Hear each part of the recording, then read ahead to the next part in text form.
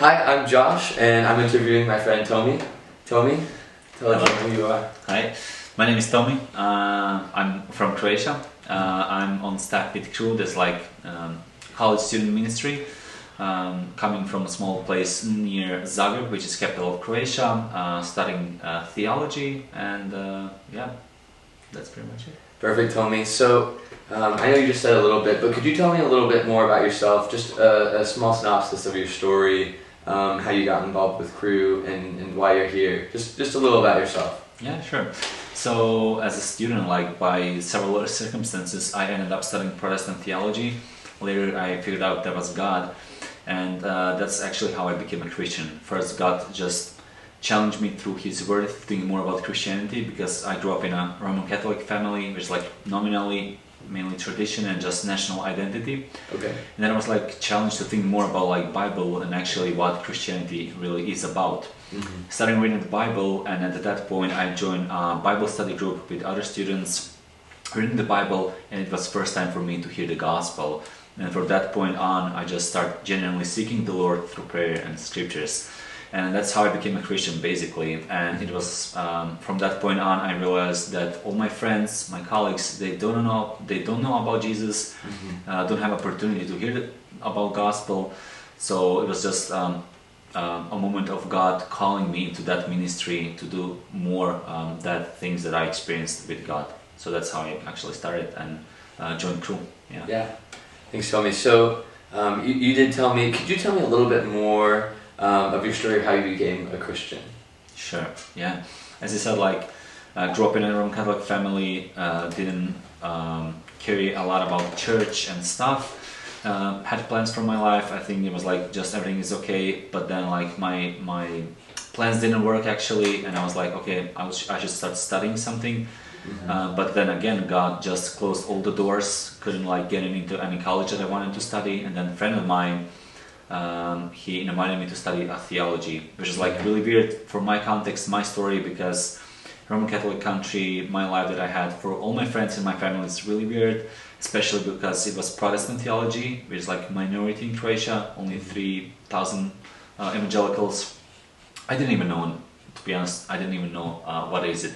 But I started studying theology, and as I said, like just meeting students who are Christians, God just challenged me to think more about it, you know, because I found myself, and with help God's word, I just found that one verse that says that you are lukewarm, and I found myself as a lukewarm. Started thinking more about Christianity and reading the Bible and investigate what is it all about.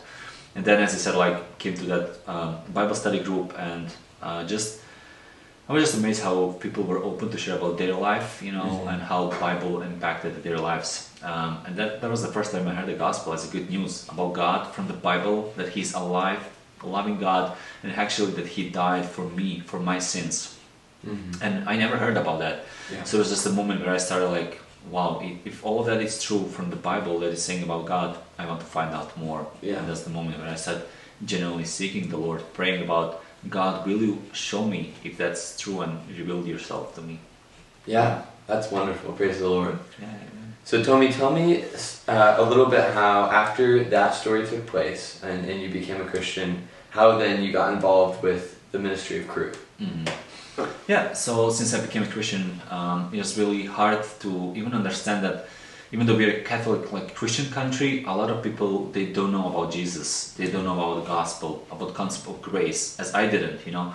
So I was just like, wow, God completely transformed my life, changed my life, and I was like, my friends, my colleagues, my family, they don't know about it. They never heard it, and I was like, now when God gave me grace to hear all of that and experience Him like as a living God, you know, I just felt called to do the same with my friends. I want for them to hear the gospel. I want for them to dive in the Bible, read the gospel, the Word of God, and just see how that could be like life-changing for them. Yeah. I was like, wow, I want to do that. That's something that God is calling me to do. Mm-hmm. Yeah. And so then, did you maybe like meet with somebody on campus? How did you find Crew, or did they find you? Okay, so I joined that ministry. It's called InterVarsity.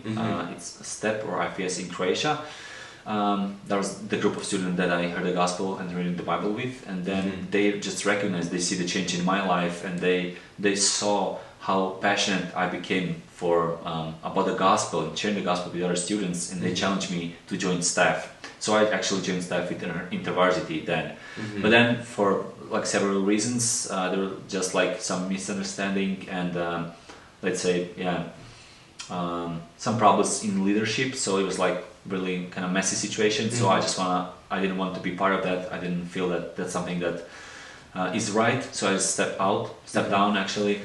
And I was in a period of just praying what God has for me like next. And in the midst of that, crew came because they heard about me, like how I came to Christ and about my ministry. And they challenged me, hey, would like to join on staff with crew because we're doing the same thing, you know, evangelism, discipleship and mission. I said like, I would like to pray about it, and eventually I joined crew. Wonderful. So, could you give me a brief background, just me and the audience, of course, about Croatian culture? Could you just tell us, as we're Americans, and we might have a small understanding of what Croatia or what European culture looks like, but could you tell us a little bit more from your perspective? Sure. Croatia is, I would say, like it's part of Balkan. It was Yugoslavia before in the 90s, like until 90s. And then there was a war, unfortunately, in the 90s, and then we became an independent country. But just whole Balkan and south of Europe, it's just, I would say, like really warm culture. We're like really relational, you know, we care a lot about like friends, neighbors, connections, relationships, same people or family. That's a big thing for us. So that's something that I would say about culture. We are like slow pace, you know, I would say you have like really faster life, I would say, fast like pace. And also because of history, like from 7th century, as we came to this territory, like in the 9th century, I think we had a connection with the Vatican, and that's how, or when we became a Roman Catholic or Christian country. So there's a long history of like Roman Catholicism, and that just became a part of our DNA or identity as a Croatian nation, and we were a Roman Catholics. So it was like really tied one to another, and I think that's something that it could be like really bad or dangerous because people identify themselves as Christians or as Croatians because they're Roman Catholics.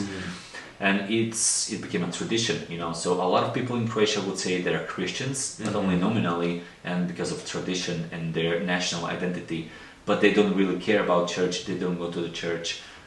They don't have personal relationship with Jesus or care about Christian values. So there's a lot of corruptions or moral issues that you could see in a society, but in the same time, 90 or 89% of them would say they're Christians. So it's really like contradiction. All right, so Tomi, next I want to know a little bit more about what separates Fokus, which is a crew ministry, from the rest of crew missions, whether it's from the world or specifically this crew mission here in the Cincinnati area. What separates Fokus in Croatia from those? Yeah, that's a really good question. Well, in one hand, I would say not a lot of things, because in our DNA it's really like evangelism, discipleship, and mission, sending people. So that's what we do. But also I would say what is different is because of culture, you know. Because of the Roman Catholicism, you know, I think we are not super. It's not. I wouldn't say it's not allowed, but it's not like super friendly to just approach to people and start talking about Jesus or faith, because as soon as they realize we're not Roman Catholics, it's really weird, and they will like say that's it's some kind of sect or a cult, and they don't want to continue this conversation. They're really suspicious. So we need to find out other ways or other. Through events, outreaches, activities, how can we get in contact with people, then start talking, just building relationships first, and then go deeper and deeper into the gospel or faith. So I would say that's something that's different just because of the culture. Okay. And could you maybe give some specific differences that you've noticed since you've been in the States? I know it's not been a long time, but... just a few things that you maybe noticed, at least within the culture, but also maybe within the ministries as well. Yeah. Well, I would say for you guys, since a lot of people are claiming to be Christians or even like more evangelicals, what I heard from you, it's like it's kind of normal to just go to the campus and like ask students like some questions or questionnaire like about like their faith and stuff, and because they're familiar with it, and then when you mention some specific like expressions or phrases, they're familiar with that and they can talk about it if they want. In Croatia, as I said, like it's really different because it's just like it's not normal. I would say they're not used to that, so it's really that's different. Just methodology, you know, strategies that we have, or approach, or just the ways how we do it. Yeah. Could you give me a quick example of maybe a way that you might get a student involved or try to share the gospel with one that's different? And I'm going to actually say something. So what Tommy is talking about is here in the United States, oftentimes when we're on mission in a campus, we could approach a student and share the gospel. That's something that we call like sharing. But in other countries, that may not be as acceptable, or it just may not be something that would be encouraged as the best vessel to bring the good news. And so could you give an example of something that you guys would do? Because that's probably the first thing that we would go to. Yeah. So what's maybe the first thing that you guys would go to get a student involved? Yeah, that's good. So we, for example, we need to like get students somehow, you know. So one of the things is definitely like sports. So for example, during the summer, we would go to a lake that's in Zagreb, like really close to the dormitory, and we would play volleyball, you know. And then we would invite students like sports. They would come join us and play volleyball, and then there's opportunity for them to see that we're like just different, you know. Bible says that we'll be recognized by love of God, and that's what happened. Holy Spirit just showed them that different vibes, different feelings. We don't fight, we don't cuss, we don't like do stuff as they're used to. It's like, wow, this is different, I like it, and I would like to continue coming, you know. Or like some different events, like seminars or conferences about EQ, how to learn how to study, mental health and stuff like that. So just like tools or events that students are willing to come to, and then at a certain point we would just like connect with them and continue inviting them, and maybe just see if there's any spiritual interest, and then we can build on that. So that's pretty much the way how we do it. Okay, yeah, that makes a lot of sense. So then, could you give me a good example of what a typical day would look like for a missionary with Focus? What would a typical day look like for a missionary with Focus? Sure, of course. First, I think what is like really crucial or important is just a starting day with the Lord. That's something that we need to that we are like trying to do all the time, because it's really important to, like, even though like you're a missionary, you know, like in a Christian world, in ministry, you need to be careful that you have your own personal relationship with the Lord, and have rest in Him and stuff, because it will be just your job leading Bible studies and stuff, but not having like your own time with God. But then like ministry wise, like it depends which day it is. We have like a lot of meetings like as a team at the beginning of the year, week, or one day would be like go like meetings with students, you know, just go grab coffee with students that are Christians. So that's discipleship like meetings. So whether is it a Bible study that we have, or just meeting with them and talk about like Christian life or their life, how is it, you know. And then also we are trying to be present at the university, and also what you call sharing. So that's something that we are also doing in like different capacities or different ways, but also going to be present at university. And then like just catching up with students and inviting them to like events and stuff. And also of course we need to like organize things, like think about like events, think about strategies or tools how we can like invite students to get at the events. So then actually we already asked that question. So what makes Focus a community in itself? How is it, because a community is something that is on its own specific and distinct from other things. So how is Focus its own community? You mean like with students or a student community? Or as like even just with you guys on staff. I mean, you were talking earlier to all of us, and you said like this is our big family. And so, what makes you guys a big family? What separates you guys from saying that everybody is your family? Why is just that your family? Yeah. Okay, that's, I would say, just like God.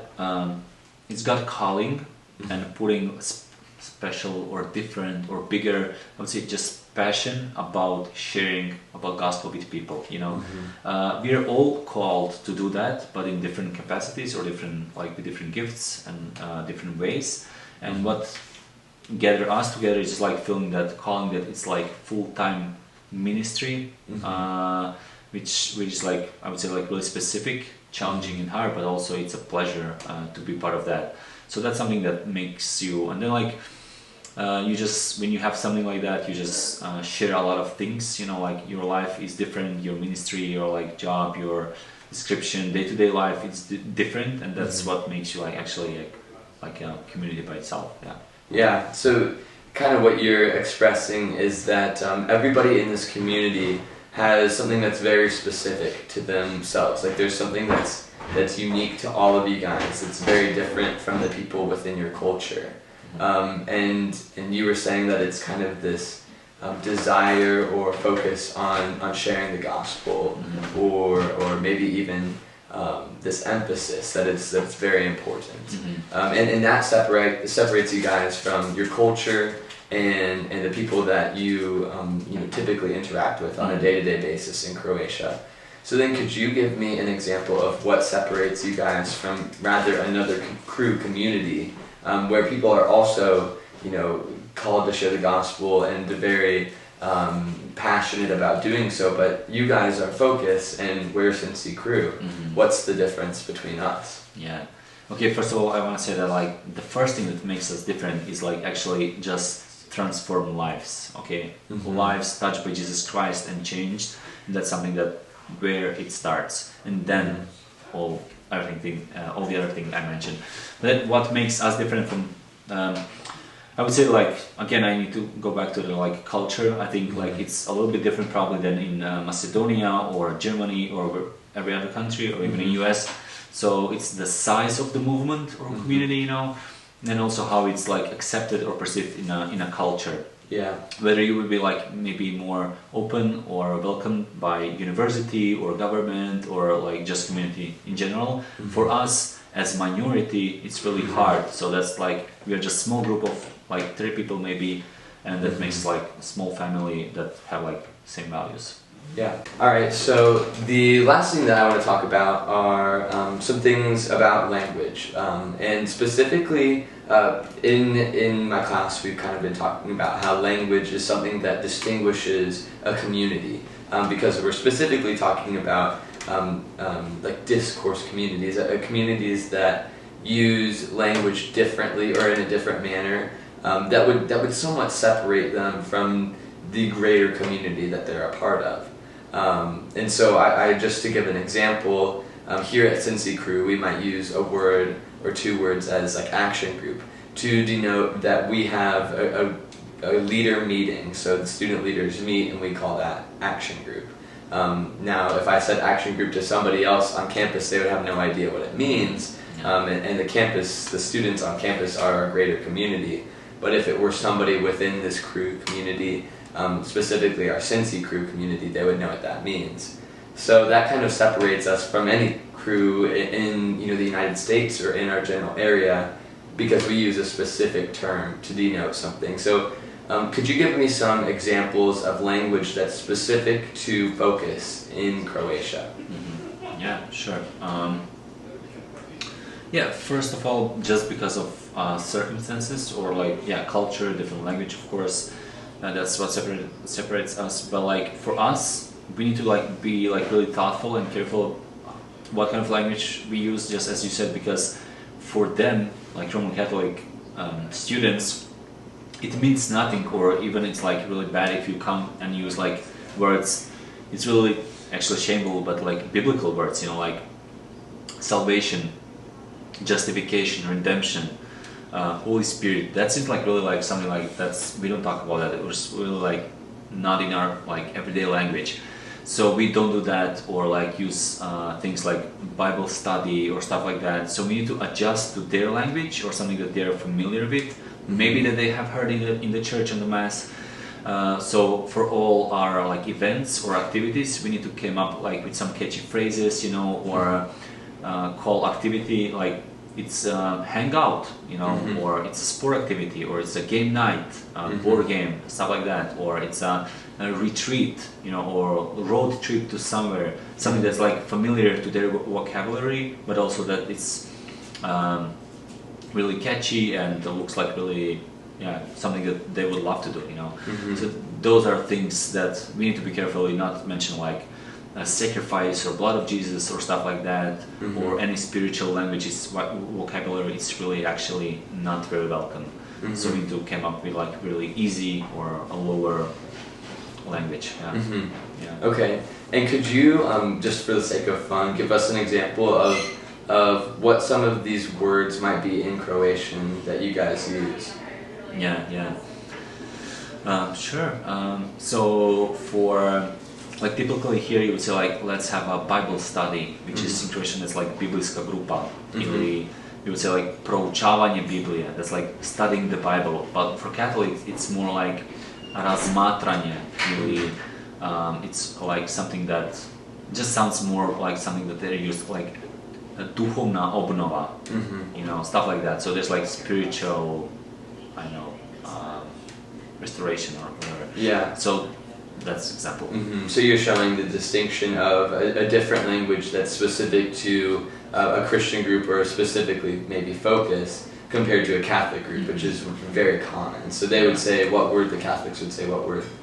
Biblijsko razmatranje. And you guys would use? Biblijsko proučavanje. Okay. Yeah. So to us it sounds very similar, but to you guys it means something very different. Wow. That's really cool. Okay. Well, thank you so much for your time. Sure, of course. It's my pleasure. Really appreciate it. Hey guys, I'm Josh, and I've got 3 friends here with me. Could everybody just introduce themselves and say a little bit about themselves and what you're involved in, what you do?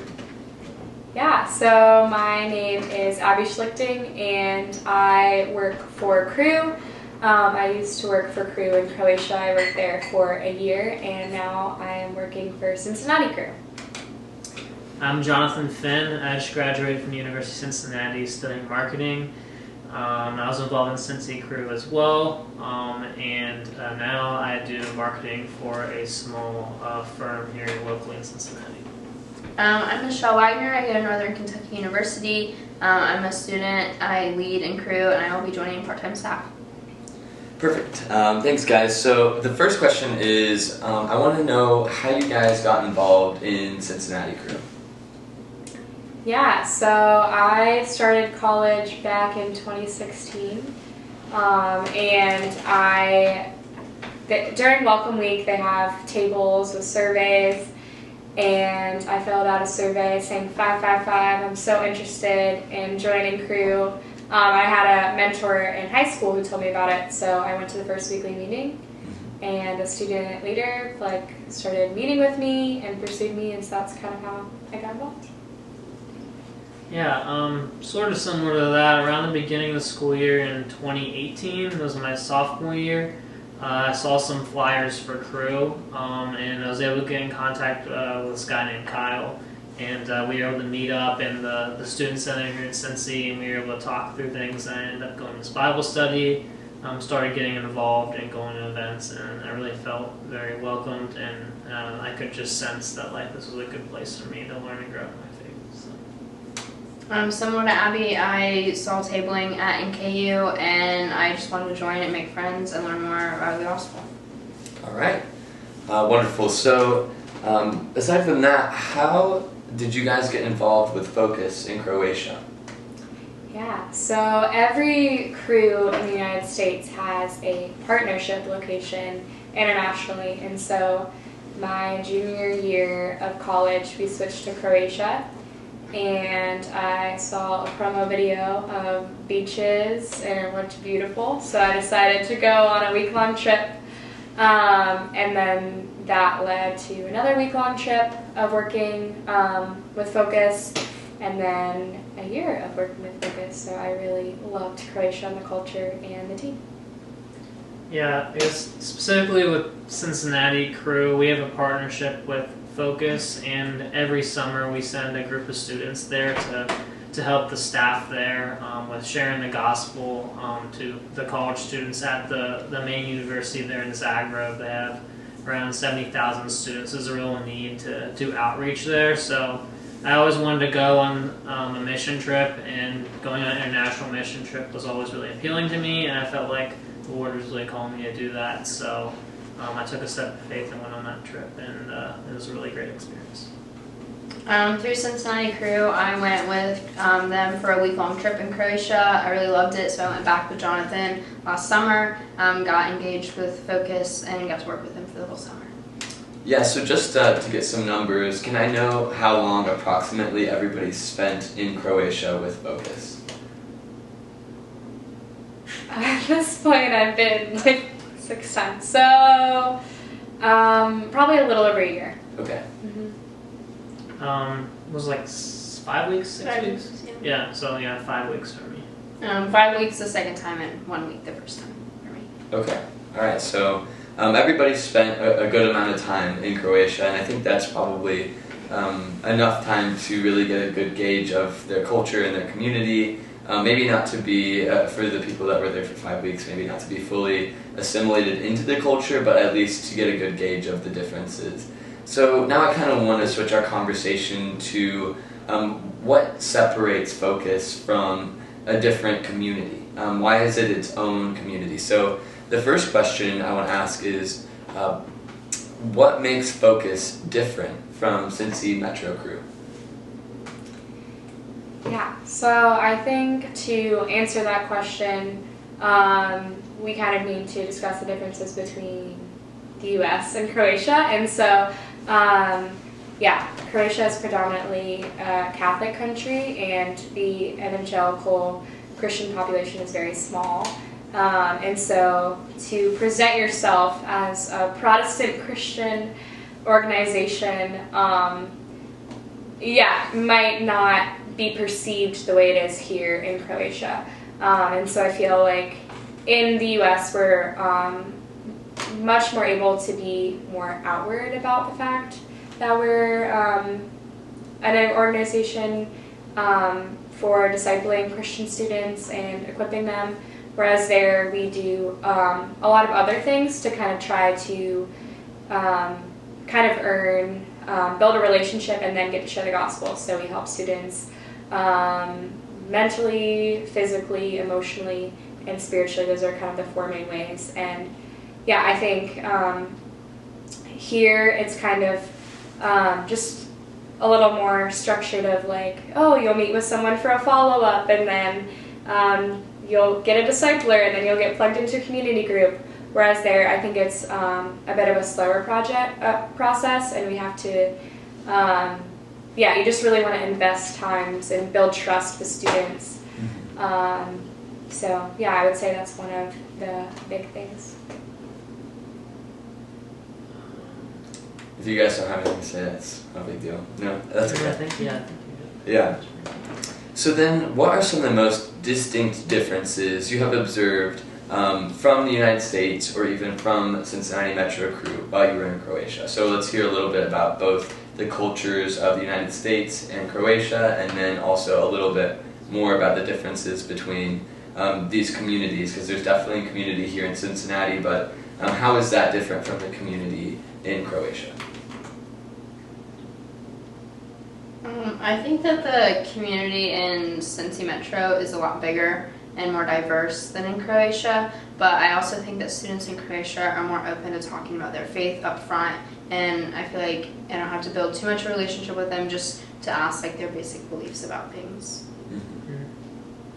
Say specifically religion as a whole too. I think in Croatia, as Abby alluded to, Catholicism is like the big religion there, and like most people would categorize themselves as Catholic, or like being part of like Catholic religion at some point in their life. So like that's like the main way people would describe themselves, and if they're not like in that, then they're kind of like maybe in like the minority. Whereas like in the U.S., it's like there's a bunch of different religions, so it's like not everyone in the U.S. describes themselves as like a Christian. While there is cultural Christianity, certainly there's a lot of different religions, so people kind of identify themselves in different kinds of ways with religion. Yeah, I would say since the Christian population there, evangelical Christian population there is so small, it is very tight-knit, and so students from different cities know other students from different cities, and I think, yeah, they just have really deep relationships, so I feel like here in America, like, we call everybody our friend, and we have like a lot of kind of more surface level relationships. They just have few friends that they're like really walking through life with, and so I think it's just really special to see just how they really do life together in these communities. And when you're meeting one-on-one with a student, they will just really invest in that relationship and want to get to know you as well and just build a deep relationship. And so I think that can be cool, because sometimes, I mean, both college students are very busy and have a lot of things to do, but they really give you their time, which is cool. Mm-hmm. And quickly, could we just hear some more, like, just general cultural differences between the United States and Croatia that you guys have observed?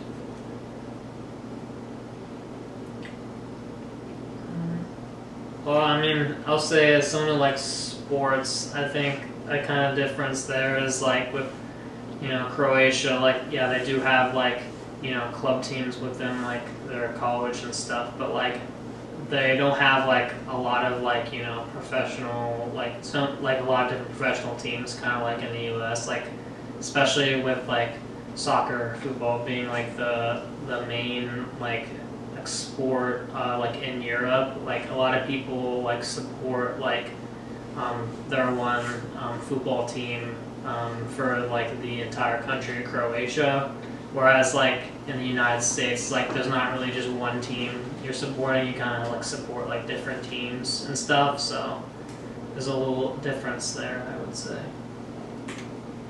Something that Abby alluded to earlier is that we call everyone our friends in America and Croatia. They don't, they seem more intentional with their relationships, whereas I feel like in America we want to know everyone and very surface level things, like Abby said, about people, but there they want to know less people but more about them. Yeah, I would say in America we are very just like success driven and the American dream, and so I think there they are, it's a much slower pace of life, and so people value relationships over work, and so like here we live to work, and there they work to live, and so if you go around the city of Zagreb, you'll see people out in the middle of the day on a work week drinking coffee. And you're like, do these people have jobs? They do, but they have margin in their day to be able to have relationships with people, which I think is really cool. Mm-hmm. Okay, guys, so then the next thing I want to know is, could you just give me an example, or at least one or two of you guys, give me a good example of what a typical day in Croatia looked like?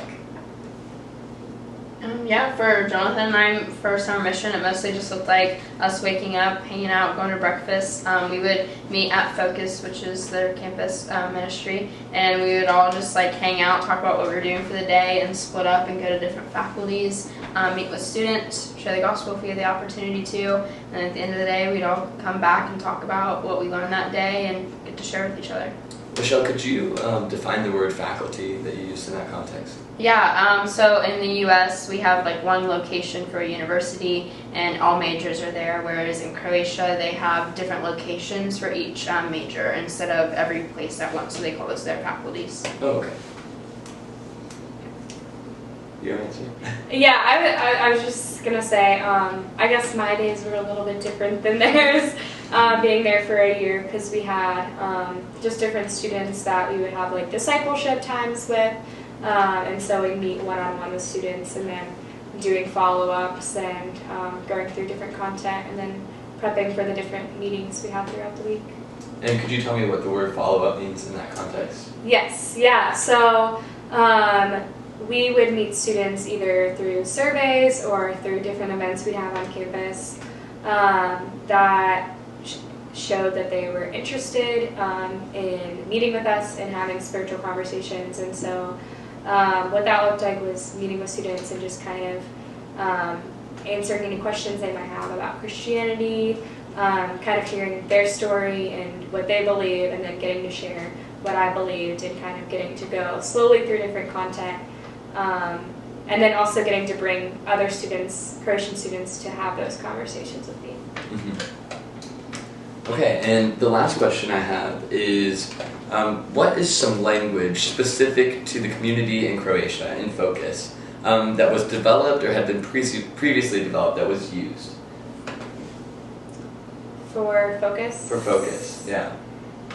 Yeah. So, I don't know. Help me out here, Tell me I did an interview. Because the ones I can think of are like names of things. Yeah, that's Okay, cool. Yeah, so we had a weekly meeting that we called CIS, which is Connect and Inspire. And here, if you said that, you would have students would have no idea what we were talking about because we call it weekly meeting, which explains what it is. But yeah, since the goal of our time was to, like I said, help people grow, like emotionally, mentally, all the different areas, we kind of had a name that was a little more ambiguous. So students were like, Connect and Inspire, I wonder what that means. Instead of being outright being like, this is a Christian meeting. So yeah, I would say that would be one of the words that we used. Perfect. You guys have any examples that you remember? You're telling me a story about piggyback or something like that? We never finalized what the word was. Is it curfew robe or curfew bake? They're like the same thing. I don't know. We did a scavenger hunt our first day that Abby actually helped set up for us to meet Croatians in public and get to know the culture. And one of the words was take a photo. It was curfew robe and the traditional curfew robe pose. Yeah, and so Jonathan and I were actually on a team, and we tried to talk to Croatians. They were all we have no idea what this means. There was a Croatian with us that they were friends with, and he had no idea either. And we found out it was a very dialectical word that only certain people knew, and ended up being it's like grandpa, grandma or grandpa on back or yeah, or something. Well, that is definitely interesting. That is definitely different. Well, thank you guys so much for your time. We all really appreciate it, and I think we learned a lot about Fokus and Croatian in general.